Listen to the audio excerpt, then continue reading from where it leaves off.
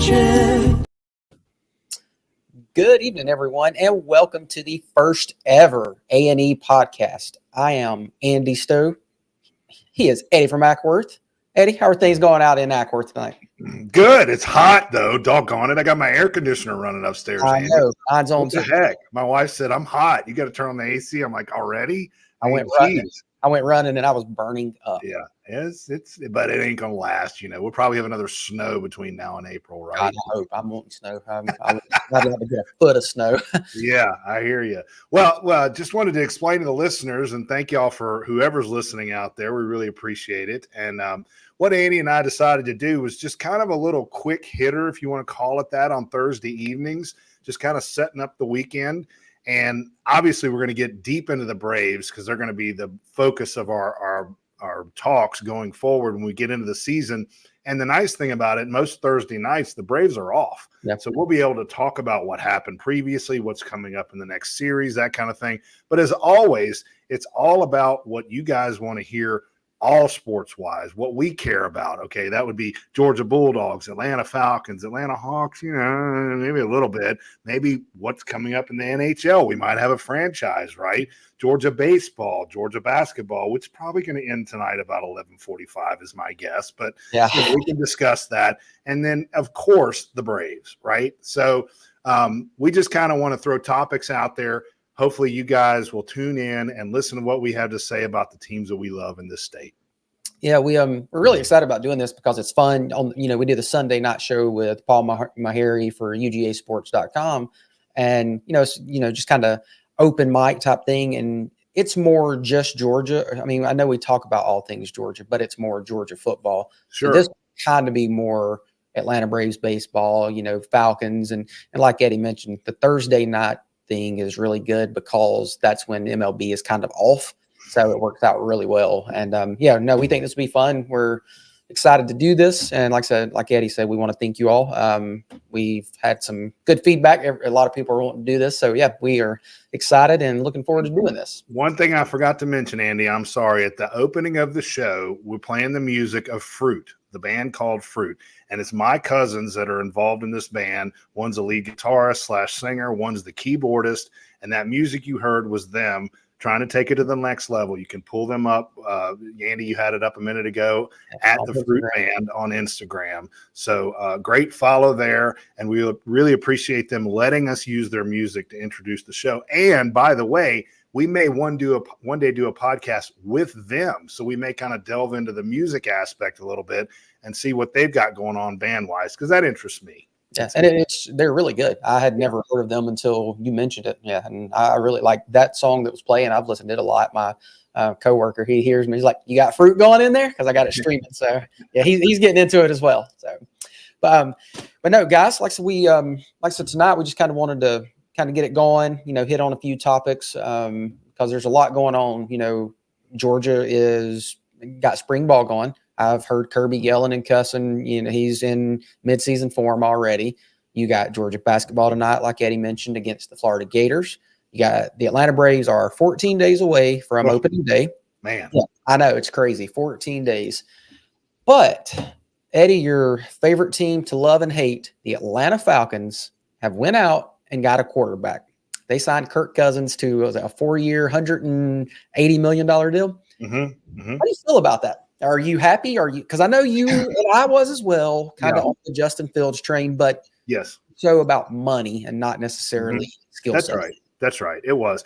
And I'll be honest with you, Andy, they did what I thought they were going to do. If they signed Kirk Cousins, they kicked the can down the road. And that's what they did with this contract, right? But initially we take a $25 million cap hit this year. I don't remember, what is it next year? It's 40 next year, I think. Yeah, it's a little higher next year. And then the last 2 years, it's pretty large. So they're betting on the come, right, that this works within the first few years. And we'll worry about the Saints have done that forever, though. Fontenot did that forever. And the Saints, every time we turn around, they're in salary cap hell. They're not going to be any good. And they still kick our ass every year. They're always good. I don't understand.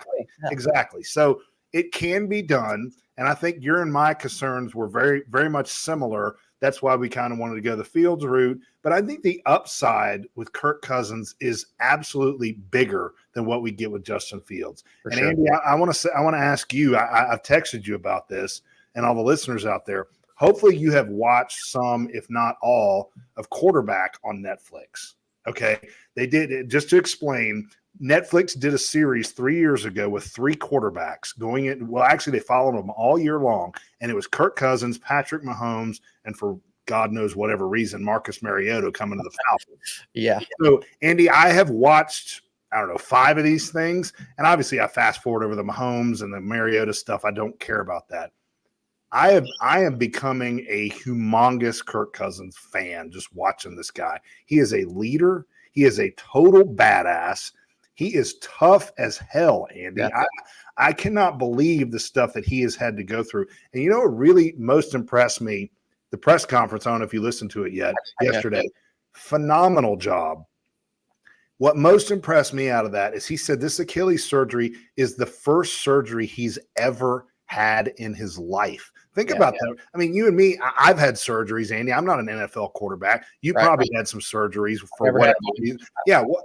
No? No, I had my wisdom teeth pulled. That's all. Okay. Well, that's a surgery. We'll count it, whatever. We'll count that. But I mean, to be a quarterback from age 6 to 36, and that's his first time ever going under the knife, that blew me away. Right. So the injury prone, quote unquote, prone thing, I don't think is the case. I don't think it is either. I think it's a lot of just talk that people like to throw out there that's just really has no backing to it, really. But you talk about impressed in the press conference. Did you see the pictures? What him and his wife and his 2 sons were wearing? Yep. Georgia Bulldog clothes. Well, I mean, she's a graduate. Right? She is, and that's the thing. He's not dumb. They're like, yeah, let's talk to the fan base. Let's let the fan base who is, 100 miles or whatever away from here, let's let them see we like the Georgia Bulldogs. So as soon as I saw that, I was like, okay, like I'm good to go. Like, as long as, and I knew his wife was an alum, and so I was happy about that. But yeah, when they were wearing Georgia Bulldog clothes, I really liked that a lot. Well, even Raheem Morris, the coach, has brought that into the fold, right? We never heard Arthur Smith say anything about Kirby Smart, Georgia Bulldog, because he's better than everybody, right? I mean, that guy was a joke. But Raheem Morris was asked about his relationship with Kirby Smart, and you know what he said? It was jealousy. Yep. He's jealous of what he's done over in Athens, and we'd like some of that here in Flowery Branch. My heart grew about like the Grinch, it grew about 3 sizes that day, right?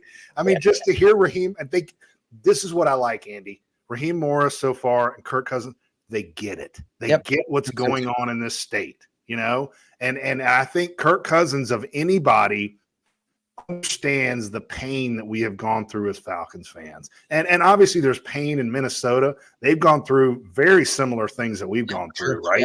Never had a Super Bowl. Now, there's no 28-3 pain out there. That's all-timer. But and Minnesota had one of the greatest wins ever over the Saints that Kirk Cousins threw, if you recall that a few years ago, that miracle play, right?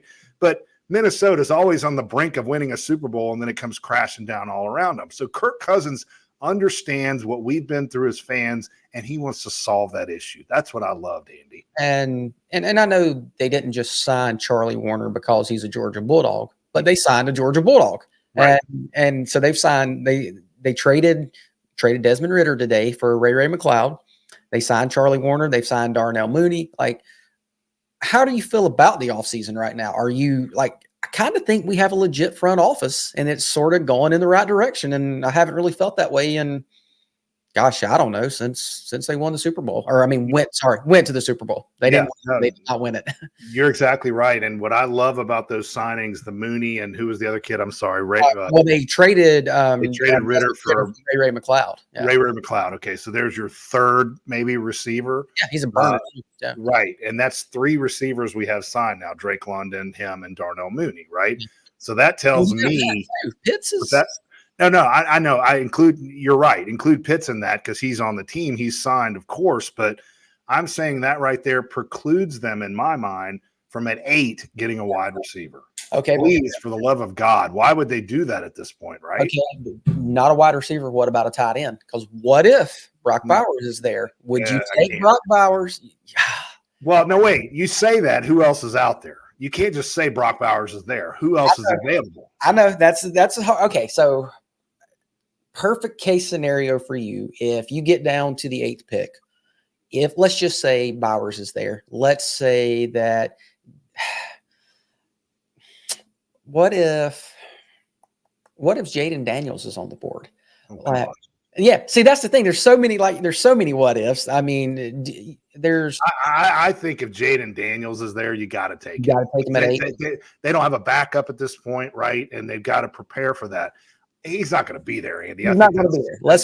No offense. I think that's a little silly to say, but if I'll put it this way, if Brock Bowers is there, Aaron Rodgers fell 27 or whatever. Right. I know.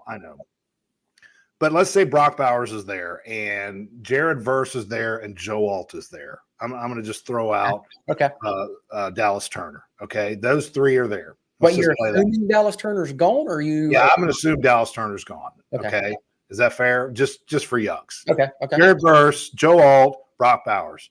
You, me, everybody in Georgia wants Brock Bowers. But Andy, that's what Pitts is for. We got Warner now.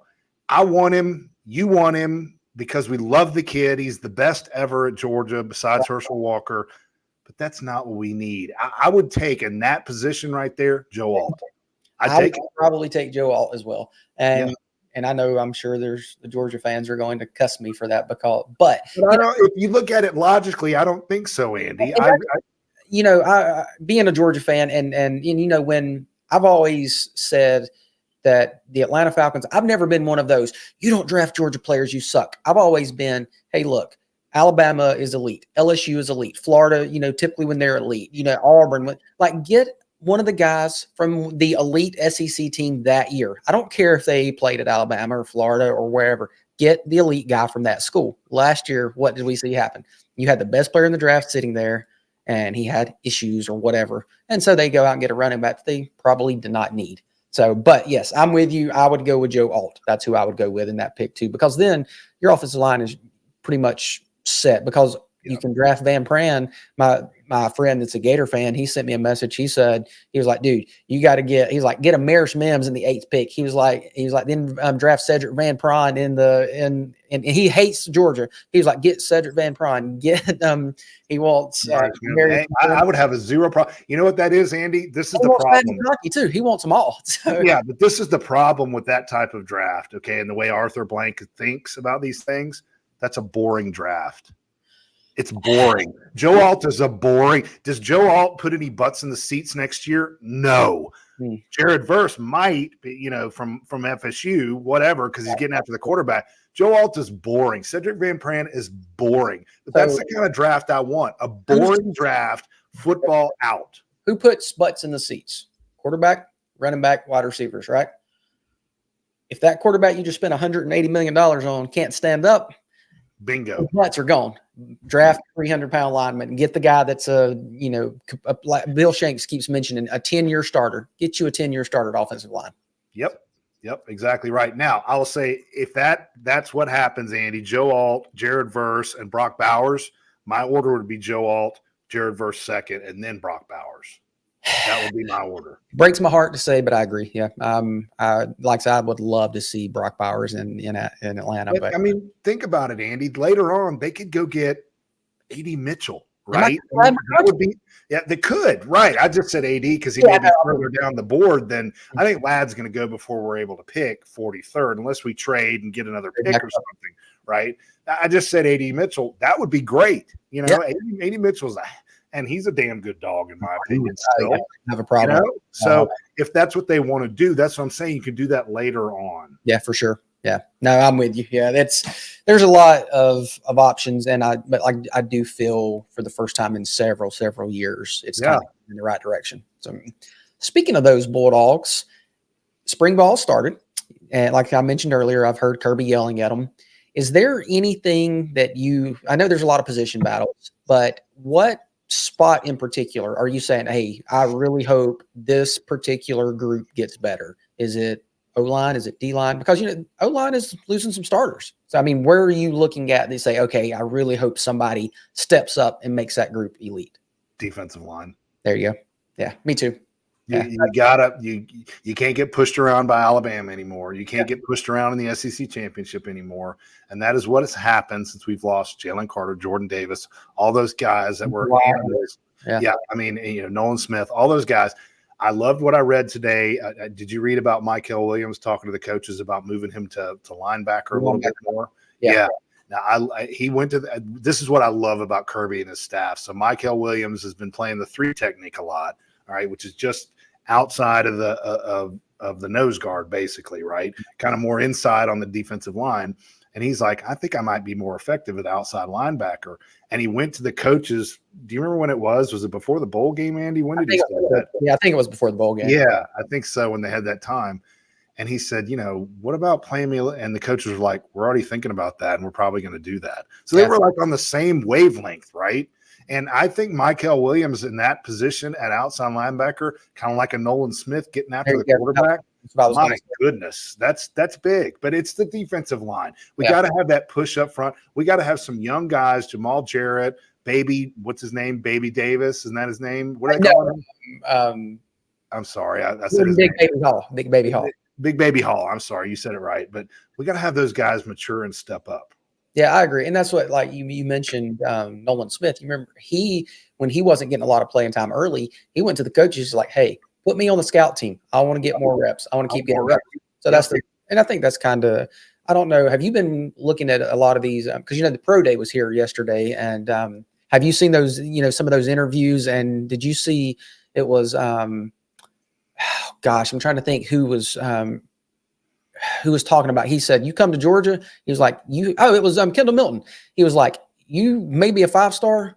You come to Georgia, there is a ton of 5-stars. He's like, everybody here is elite. He's like, you go up against these guys in practice. He said, my first practice, I was going up against Nolan Smith and Jordan Davis. He said, these guys and N'Kobe Dean, he's like, they're laying me out. He said, they let me have the business. He's like, it's just different here. So yeah, that's what's so good about. Well, you kind of, I was going to lead off with that, but you kind of led me into that. Yeah. I was so proud to be an alum of the University of Georgia, watching those kids, what you just talk about what they went through at the University of Georgia. Kendall Milton, Amarius Mims, Javon Bullard saying, I would not be standing here talking to you if it was not for Kirby Smart and the coaching staff as a whole to bring me on, mature me. And you're right. That struck me, Andy. I listened to that whole Kendall Milton thing you're talking about. He's like, yeah, I came in here as a 5-star. I'm like, this is going to be, I'm putting words in his mouth, but he basically said, this is going to be easy. I'm a stud. And he got lit up and he was like, holy crap.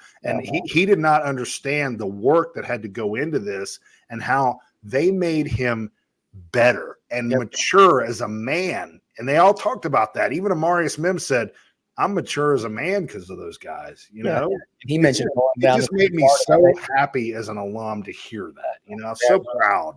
When he talked about hitting the portal last year and then coming back, he was like, it's not always greener on the other side. So it's different. I mean, what Georgia's got going on. I mean, there's only, you look at Georgia, you look at Bama. Of course, Saban's gone, but that's what we heard from Bama for years.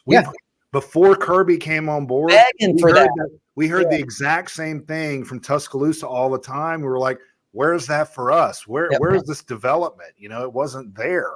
And now it's here, and it's just so awesome to hear these guys. And one more thing, it's the kids that Kirby recruits. I mean, he is so selective and can be now, right? But just the kids that he gets are different. They're completely different. They're not now. Some are. They're not coming in here and demanding $3 million up front because I'm a stud.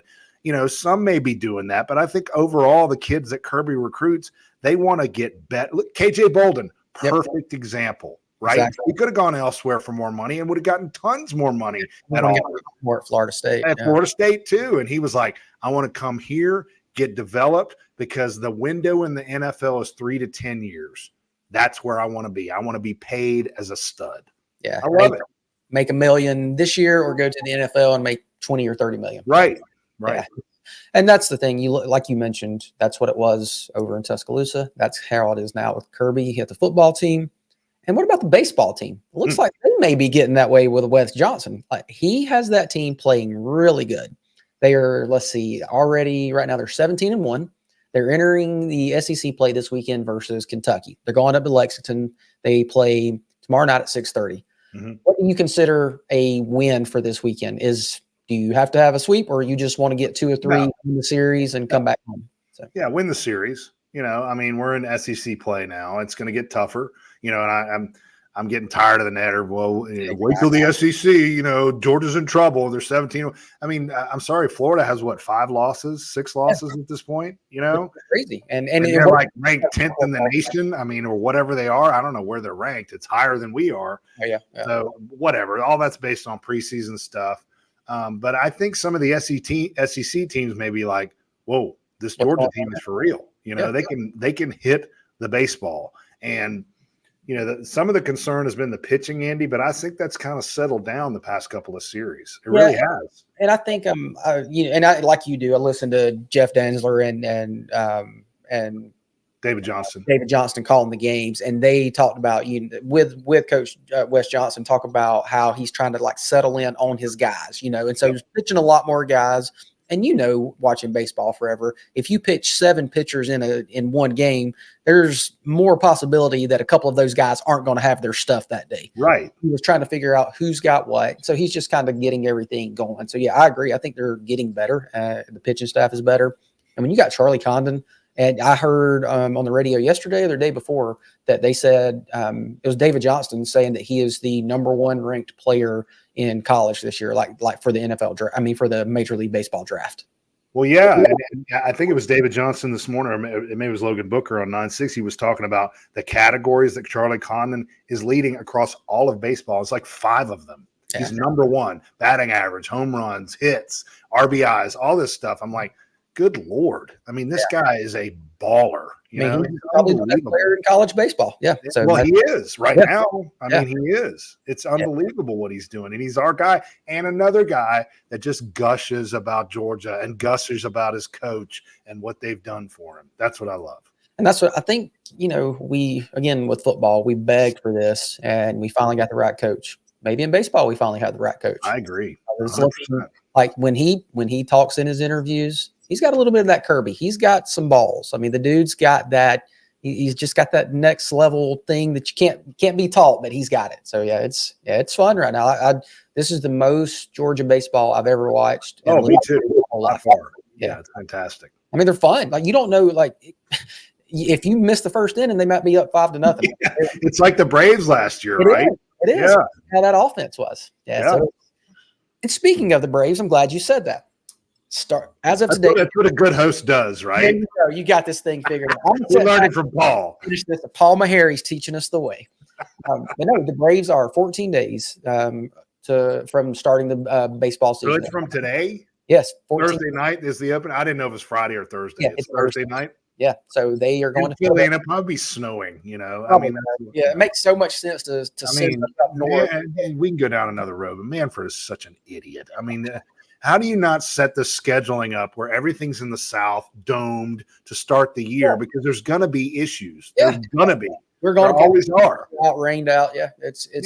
We're going to go to Chicago. The week after? It's going to be the series after we go to Philly. Right there you go. It's going to be 20 degrees, and that wind's going to be blowing in, and we can't hit anything out of the park.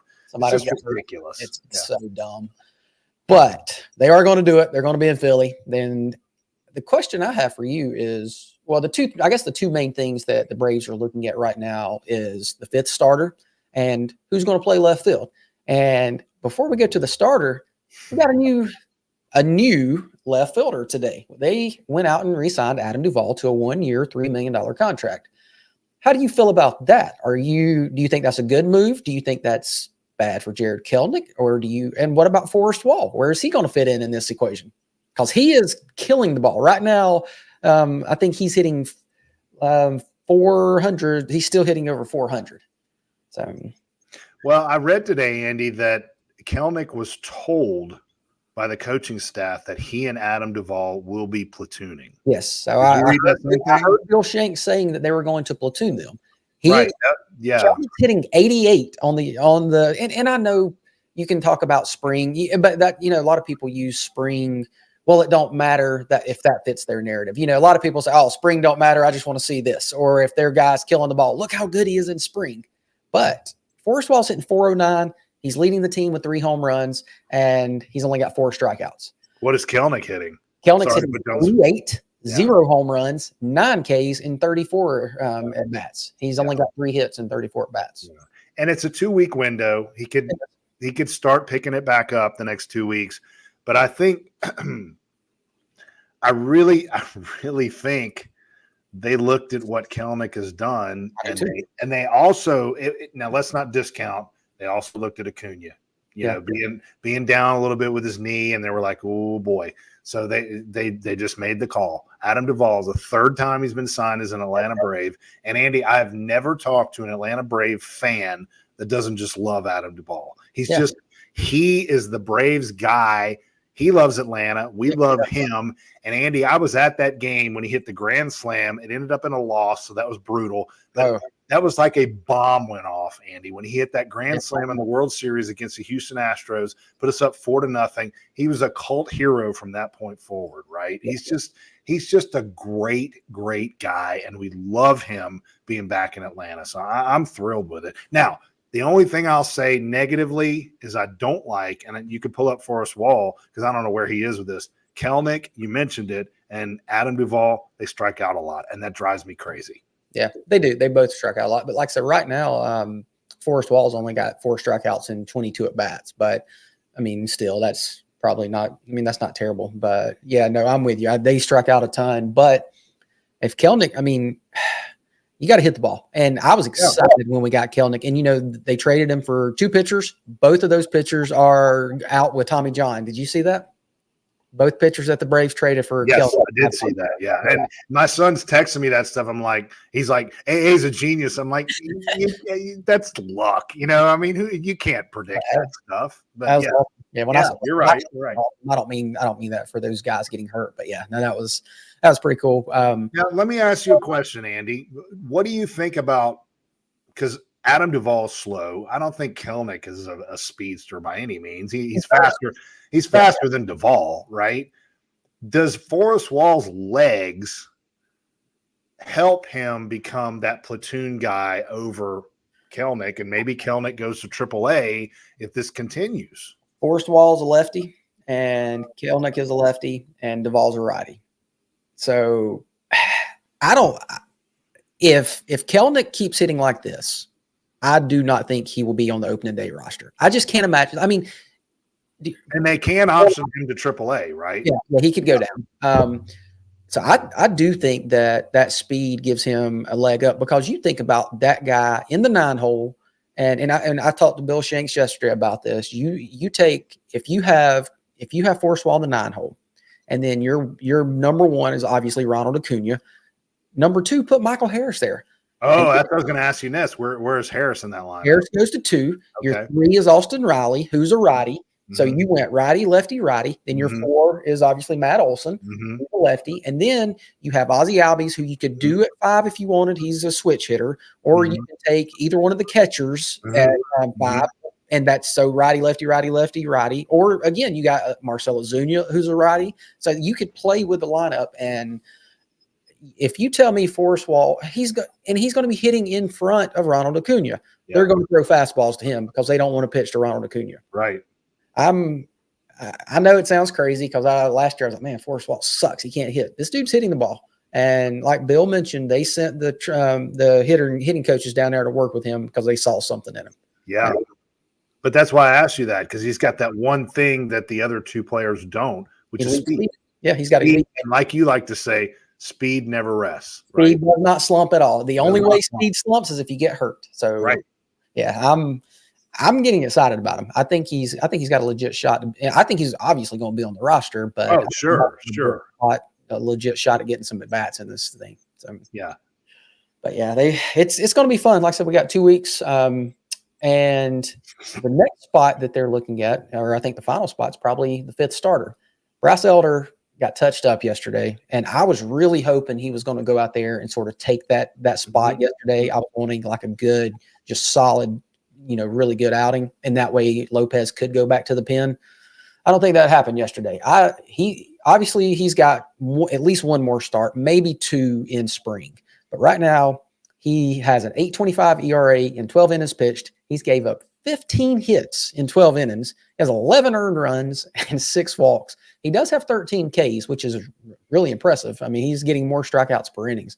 But dude he's just getting drilled. Ronaldo Lopez on the flip side has a 1.54 ERA in 11.2 innings. He's given up 6 hits, only 2 runs.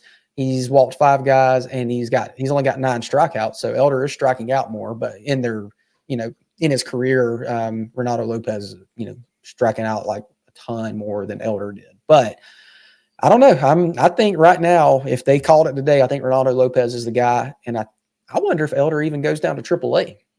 Yeah. So, Andy, I should have texted you this before we started the show. I have no idea. Does the 5th starter really matter at this point? The way Snitker has run baseball, did we use a 5th starter last year that often? A good bit. Yeah. A good bit? Okay. So, I mean, was that like it'd come into play and then go away, and then we go back to 4, and then it'd come into play? I don't know. I'm asking the question. They use the 5th starter regularly because it was regular? Okay.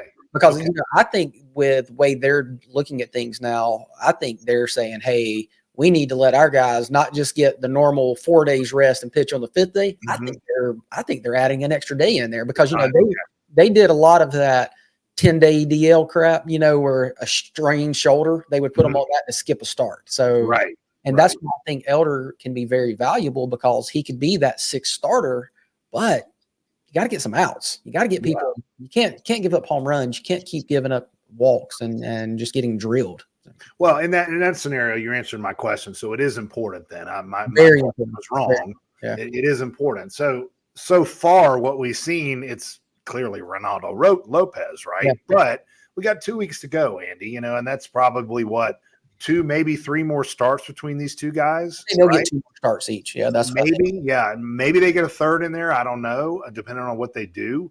But that's going to tell us everything right there. And if you had to ask me today, it's Lopez. Now, does doing that hurt? I'm doing quotation marks for those listening. Does that hurt your bullpen? Because Lopez is kind of a guy I was thinking badass in the bullpen.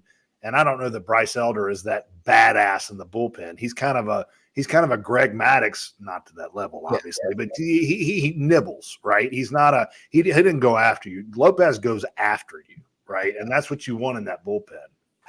I was worried about that. I don't think that's going to matter, because just Tyler Matzik is back.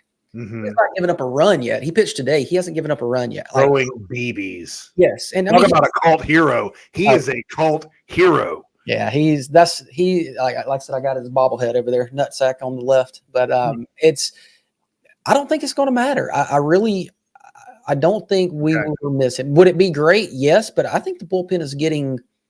I think it's full. I think, I really. Lopez would be higher as in closer to Iglesias in that bullpen role, whereas I think Elder would be lower. Elder's going to be your long reliever. Exactly. That's what I was getting at. Lower, and, Max Fried blows up in 2 innings, or God forbid has a pinky issue or whatever in the 2nd inning, and he comes out. That's when you put Elder in, right? Exactly. Lopez can do that too, but his role. If he was in the bullpen and Elder's the 5th starter, Lopez is higher in that bullpen, kind of as a setup for Matzik or whatever going into the 9th, or 8th, and then Matzik, and then maybe Iglesias, something like that. Right. Yeah, and I think Aaron Bummer is going to have a good shot at that. Bummer too. Yeah. I'm just saying, for sure, higher in that. Elder's not in that higher part of the bullpen. He's in the lower part. Right? He would feel that long reliever, right? Starting pitcher gets injured or gets shelled, he's filling that role. He's not going to be a guy that you're pitching in the 8th inning. No. He just doesn't throw hard enough. His stuff is not there. He just can't. He's not going to be that guy. But there's, like I said, there's 2 weeks to go. There's plenty of time to figure it out. But I think if it ended today, I think we know what it would be. I'm just wondering if Elder ends up in the bullpen or in AAA. I don't know if they want to do that, but I just don't see that. I don't see him going to AAA. I just don't.